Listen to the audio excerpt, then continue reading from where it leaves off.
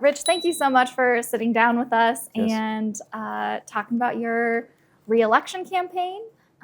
You're our only incumbent this Yes. year, so I don't have a lot of familiar faces. So it's nice to have somebody I know, or at least have seen around, the chambers. I want to start by just kind of getting to know you a little better, and you've served now for your first term on the council. Why did you decide to run for re-election?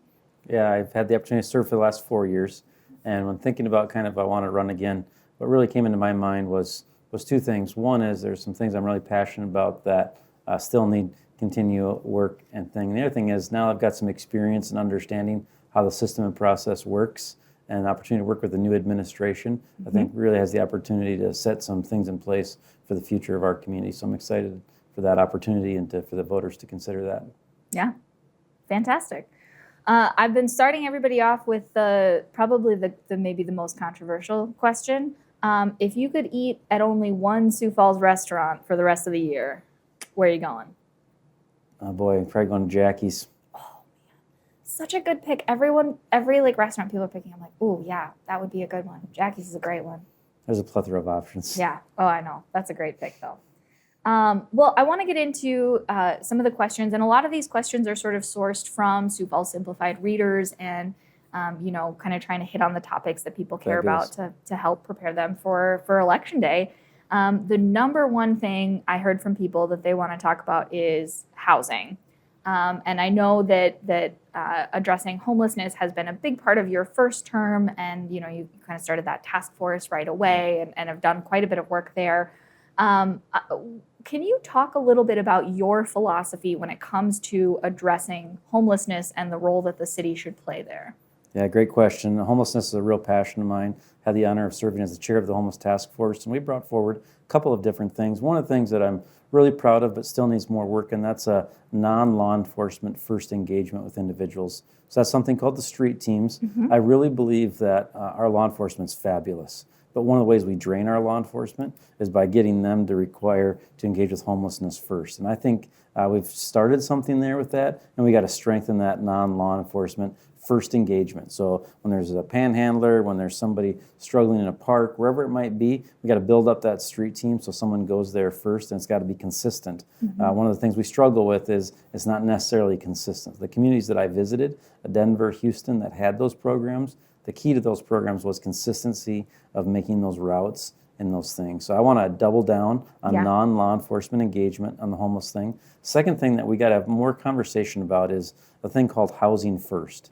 Housing first is a little bit controversial, but the way I explain it to people is this. When you're dealing with substance abuse specifically, it's really hard to say to somebody, hey, get clean, don't drink anymore, and then we can get you housing. It just doesn't work that way when you understand addiction and substance abuse. So we need to put the appropriate programs in place that gets people in stable housing that then allows them to work on the substance abuse challenge. And this is a real challenge for us. Councilor Sale and I sponsored a $4 million supplement at one point during the last 4 years to the housing fund. And I'm really proud of the work that's been done there, but there's more that needs to be done. For example, there's a big project through Southeastern Behavioral that we need to get taken off. It's been approved, but still hasn't started yet. That's an important project. And then we need to have conversation about a second safe house concept. Maybe not the exact same thing, but we need the similar type concept, maybe specific to different substance abuse or specific group of people, how that works. So my focus is going to be non-law enforcement engagement, housing first where there's opportunity. It's a big financial lift, and how do we do that? And then the other thing that I think the city needs to continue to be is the city needs to systematize. We don't need more programs. And so what I mean by that is we don't need the city to become another player in serving the homeless community. We've already got a lot of programs. So one of the things I'd throw out that needs strong consideration is I think there needs to be serious conversation about the link, Sioux Falls Community Health, and County Human Services. I think we need to have a conversation about regionalizing those three into one. We've got two different government bodies, the city and the county, and we've got the link, a nonprofit. We need to talk about what would it look like for those three to exist together. Can we better serve more efficiently, but also more effectively by that communication? So I want to start that conversation. I think it might be a little controversial, but I think it's an important one to have. Yeah, no, I love your passion for that topic. I think you've done a lot of good work on that. I want to talk also about, not just homelessness, but affordable housing in general. The prices of homes have gone up. We all see it. What role do you think the city should play in helping address the housing needs in the broader community? If you're a teacher and a cop, it might be hard to buy a house. I think the number one role we play is in the land development, where we're putting land available, where we're bringing infrastructure to, how we can lower those infrastructure costs, which either are most time going to get paid for by those home builders, homeowners. And so what are some creative ways we can do that? I think the state has made some funds available that's been helpful. The other thing we need to talk about is in the core area of our community, how can we revitalize some of those core neighborhoods that might be unique things such as like twin homes or townhomes. Might not be a 3-car garage, single family home, but like governor home type things in those areas. I think we can do a better job of continuing to strengthen the local housing fund dollars that we have towards things like that. So I think zoning is a big way we play with it, the center area of our community, and then how do we help with infrastructure costs is a way that the city participates in those housing costs. Yeah. I want to pivot to another topic that's, obviously a big one for Sioux Falls, public safety. The police department has grown significantly over Ken Haken's term. Obviously, so has Sioux Falls. Crime rate has stayed relatively flat. How do you approach balancing the public safety needs of the community with some of the budget realities that the city's facing? Great question. I'm really proud of the investments we've made. I've supported every request that's come from the law enforcement community. I think they've been reasonable, and I think our law enforcement are respected. And so I think we've done a great job on that front. My focus is really here. I'm always going to support law enforcement. I think my record speaks to that. But I think we need to focus on the underlying issues. And the two underlying issues that I'd specifically point to when you talk public safety, number one is reentry from jail or the prison, and number two is youth. I've got the honor right now of serving on the governor's rehabilitation prison task force, and to me, I think it's really important that the city have a presence there. And so the number one thing we can do to continue to reduce crime is make sure that people that are coming out of the prison, and 95% of them are going to be our neighbors at some point, are prepared to come out. So that has to be our number one priority. We've got to do more work on that front, specifically on housing when they come out and case management. Secondly, our youth. Between that age of 15 and 22, we've got the best parks department in the whole country, second to none. I mean, we've got amazing facilities, but we've got to continue to find ways to help our youth connect into recreation. Yeah. And so I think we can do some work there. I've been a little discouraged with some of the stuff we've done there, but we can make some improvements of how to use the great facilities, great recreation we have to connect with our youth. So I think when it comes to public safety, we got to make the dollar investment, rehabilitation for those that are in jail or incarcerated, and then our youth. Yeah.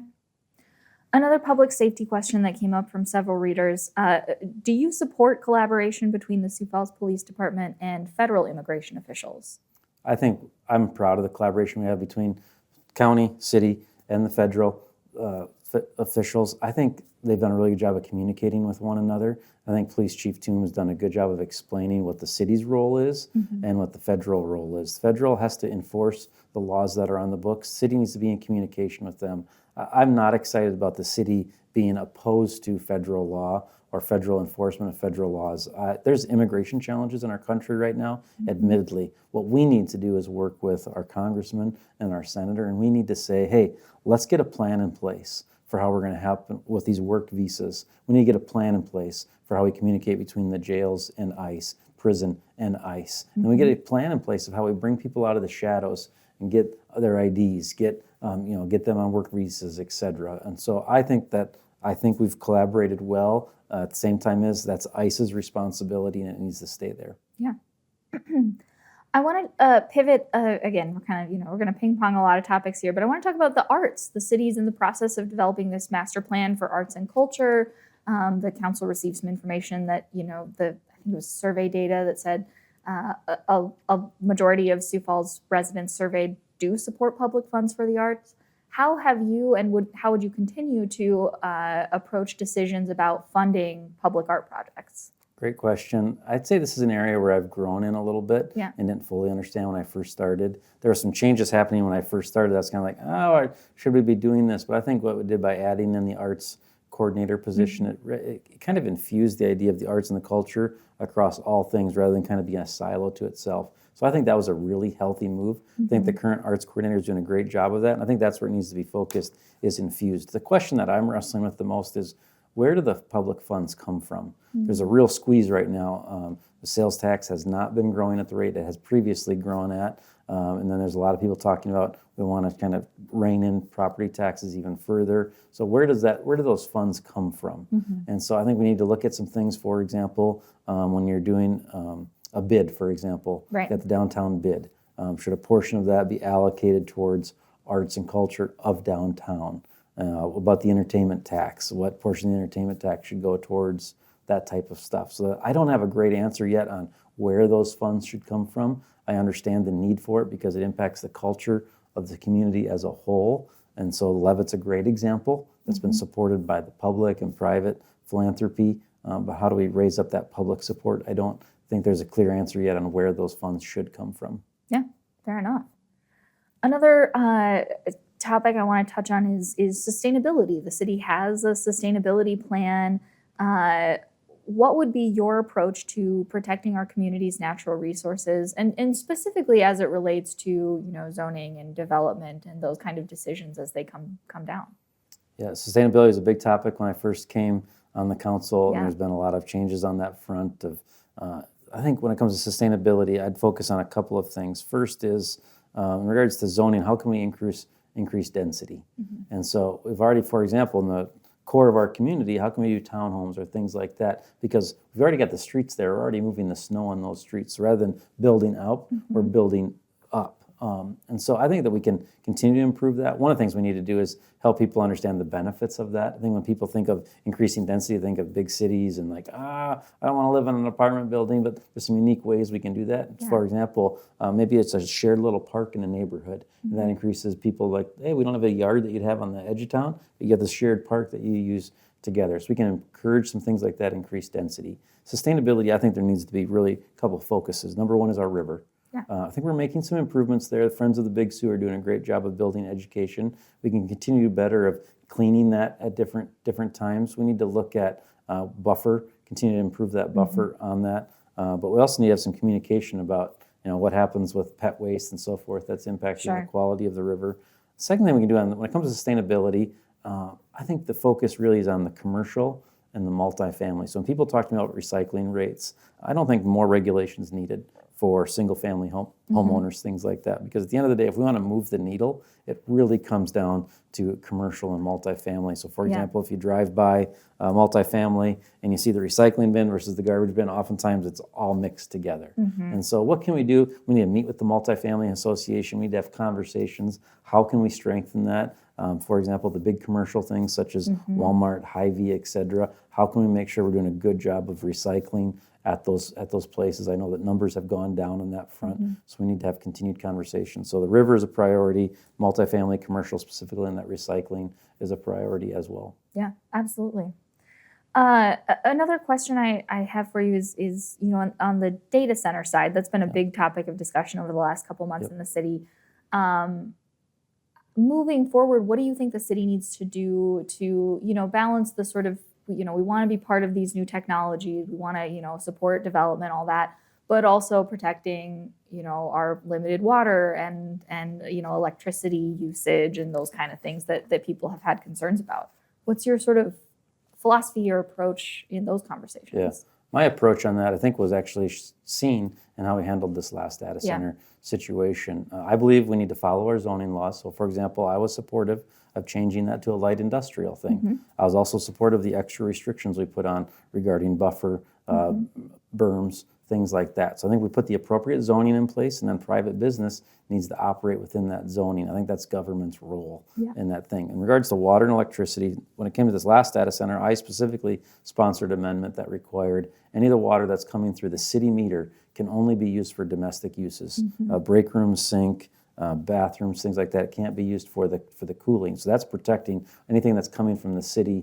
Specifically, I think we continue to look at those options. When it comes to electricity, I think the state PUC, we've got a role to play of encouraging them to relook at some things. I think there's a lot of questions regarding specifically who pays for the needed infrastructure Right. upgrades. And when I've talked to other communities in Ohio and Virginia specifically, they've really encouraged to make sure that there's good plans in place that put that cost on the new user to pay for those infrastructure upgrades. And I think that we got a great PUC in place, and we need to continue those conversations, maybe change some state statute on that front. But I think the city's role is to do the zoning, Yep. set up the rules, and then those private businesses need to operate within those rules. And so I'm committed to continue to protect water like we did before on that front, and continue to have conversation with our state partners at the PUC and the legislature on making sure that that user is paying for the infrastructure needed by that user. Yeah, absolutely.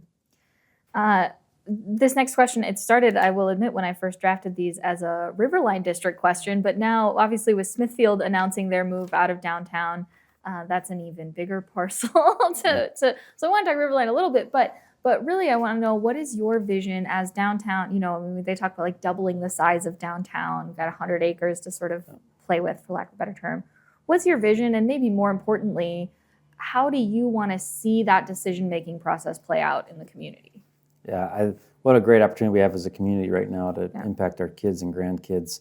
My focus right now is not so much on a specific idea, but rather I think what needs to happen is we need to reopen the downtown plan and reopen the Falls Park Master Plan.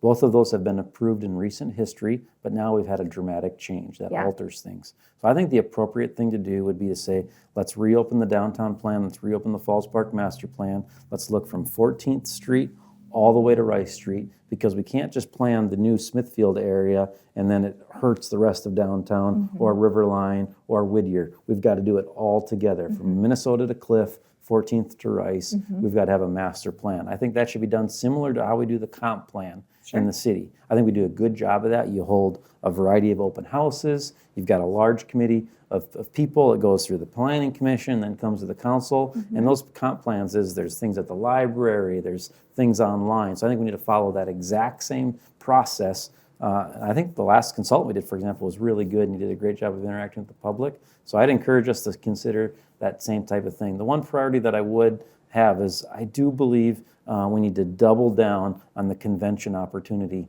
in our community. And the reason that I say that is some people are like, convention center, for whatever it might be, convention center, hotel, whatever, but we need to double down on bringing guests to our community Monday through Thursday in the downtown. However we do that, whether that's through more hotels and ballrooms added to them or meeting rooms added to them or a convention center, whatever, I am bullish and I am full in on saying I want visitors in Sioux Falls, this city packed Monday through Thursday. Because all of these small shops that we enjoy, all of these restaurants that we enjoy, the best way we can help them is by bringing more visitors to our community. And some of our small shops, some of our restaurants are struggling right now. And so what can the city do? What the city can do is use our entertainment tax dollars to go out and recruit every convention possible to be right here in the greatest city. And so I'm big on whatever we do with the whole master plan, I want conventions and I want visitors to be a key element of it. What do you foresee? I mean, the Riverline district is on a little bit tighter timeline than any of the Smithfield stuff.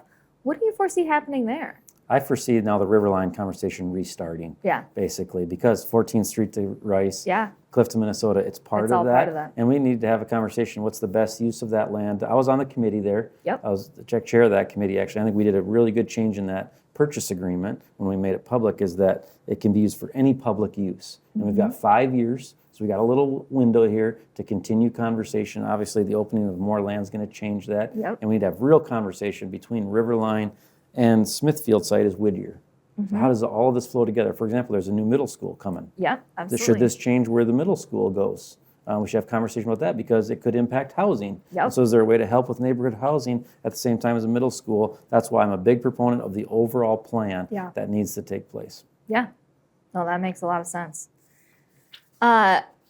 I want to talk a little bit about, there's sort of a sense among some people in the community, including some Sioux Falls Simplified readers, that the city council doesn't listen to its constituents. There's been some tough meetings in the last couple months where it's, hours of public input that don't, from the outside looking in, don't seem to move the needle. Do you agree with that sentiment that the council's not listening? And how do you, in your role now and moving forward, plan to seek feedback from the people you represent? Great question, and I understand that there's been skepticism, and because we've had some challenging decisions, and so those challenging decisions have brought out individuals who are very much against those decisions. And obviously when you're making a decision that's against what people are giving input on, they feel like they're not being listened to. One of the things I've tried to really encourage people to think about is just because I make a decision that maybe they disagree with doesn't mean I'm not listening. And I think that's really important. We're in a dangerous point in politics right now where people will say something like, well, if you don't vote that way, that means you're not listening. Well, for example, in my marriage, I'm listening to my wife, even though that I don't always agree with my wife. It's the same. Hopefully, she would say the same. She would say the same thing as well. Married for a while, I think we need to zoom out a little bit. Yeah. We are listening. We get emails, text messages, grocery store, et cetera. So, for example, why did I add the water amendment in? Yeah. Because I specifically heard the public say, we don't trust you. And so I wanted to put in writing things that I know conversations were already taking place. When I first started council, I tried something called coffee with a counselor. We tried that for about a year and a half, I think. It did die. Yeah. Unfortunately, we just couldn't get people to come. So we need to relook at that. I think we can do a better job, something I'm working on right now. We need to do a better job of promoting the committees that are making early decisions. So for example, the Parks Board, Active Transportation Board, Accessible Housing Group, a lot of these decisions are started in these committees. Yeah. And then they're brought to the council. We need to get that in centralized location, so I'm committed to that. And I think one thing we could look at is how could our fourth meeting of the week be more engagement? There's been a lot of conversation about how can counselors engage during the meeting. So for example, public input, people can come up and say whatever they want. Yeah. But counselors can't engage during public input, and rightfully so, because we didn't post what the agenda item was. Right. And so we don't know what it was in advance. We Right. give the public notice. So what kind of forum can we create on a regular basis? I'm definitely open to that. And I think if we do it, we need to do it on a consistent basis on a Saturday morning or in an evening, something like that that's available to people. Yeah. My comment would be just generally this, is, man, I'm listening, I read every email, try to read every text, phone call, et cetera, and ask that we continue to have dialogue on these difficult issues. But it's a difficult issue overall. I do want to talk a little bit. I meant to ask you about, you've kind of helped lead the charge on sort of standardizing some of these other like boards and commissions and meetings and stuff. Can you talk a little bit about that effort and sort of your overarching goals in terms of just like civic engagement? Yeah, right now we're having a lot of conversation about, we got all these 40 city committees, but it's like if you don't know to look to, for example, there's a state law right now that says put a notice on the door 24 hours in advance that they're meeting. Well, how would you know to walk by that door of where they're meeting? So right now we're working on centralizing all of that in one spot so that there's one directory, one calendar, all of that in one location. I think that's a step. The other step that we need to take, though, is helping people understand where things are at in the process. Yeah. So for example, one of those issues that we're trying to find a solution for is when something's talked about at the Parks Board, making sure we're communicating what's the next step in the process. So as people are seeing this, they know like, hey, they're talking about it today, but in 2 weeks they're going to be talking about it again, because for us government nerds, we understand all those steps, first reading, second reading, but laying out for people, here's what's coming next, here's where it's at in the process, and here is how you can participate in it. We can improve on that. There's a lot of conversations happening. A lot of it is technology related, and between the administration and the council, the administration controls the communication department, and so the council's working with the administration. How can we communicate with them and have them post stuff, et cetera? Yeah. Rich, thank you so much for taking the time to answer all these questions. We covered a ton of topics, but is there any topic area or anything that you're passionate about that I didn't ask you about that you want to address voters before Election Day? Great question. I think the number one thing that I want to talk to voters about is our public discourse. Yeah. I'm extremely concerned about what we're seeing in Washington, D.C. and Pierre, happening all over the place in regards to public discourse. We're having a really difficult time disagreeing with one another.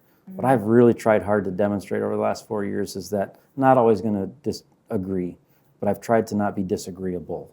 And so I've tried to really focus on the issue and not the person. The mayor and I have disagreed at different times, and I've tried to be very respectful of the mayor, yet focus on the specific issue. And so my message to voters is that no matter who we support and vote, we have to do a better job of disagreeing with one another and having public discourse. And I need people to hold me to that, and we need to hold one another to that, because there's a lot at stake for our city, state, and country when it comes to that. Yeah, absolutely.